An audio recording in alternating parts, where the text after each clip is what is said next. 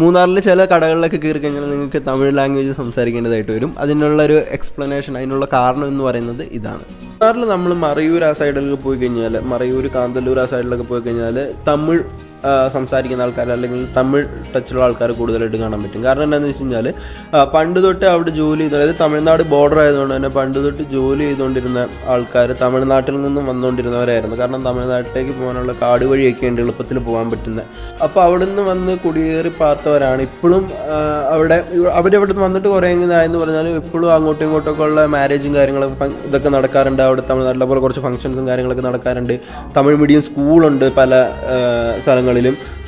അതുകൊണ്ട് തന്നെ ഇപ്പോഴും അവിടെയുള്ള ആൾക്കാർ തമിഴാണ് സംസാരിക്കുന്നത്. അതായത് എസ്റ്റേറ്റുകളിലൊക്കെ ജോലി ചെയ്യാൻ വന്നവരും അവരൊക്കെ ഇപ്പോഴും അവിടെ ലോക്കലി കമ്മ്യൂണിക്കേറ്റ് ചെയ്യാനായിട്ട് തമിഴാണ് ഏറ്റവും കൂടുതലായിട്ട് അവർ യൂസ് ചെയ്യുന്നത്. മലയാളം അറിയാൻ പക്ഷേ നിങ്ങൾ മൂന്നാറിൽ നിന്ന് കുറച്ചങ്ങ് മാറിക്കഴിഞ്ഞ് കഴിഞ്ഞാൽ മൂന്നാർ ഓൾറെഡി തമിഴാണ്. മൂന്നാറും അറയൂർ, കാന്തല്ലൂർ ആ ഭാഗങ്ങളിലേക്ക് ചെല്ലുമ്പോഴത്തേനും ബോർഡറിൻ്റെ അടുത്തേക്ക് ചെല്ലുന്നതിനനുസരിച്ച് ഒബിയസ്ലി അങ്ങോട്ടേക്ക് തമിഴാണ് ഏറ്റവും കൂടുതലായിട്ട് നിൽക്കുക.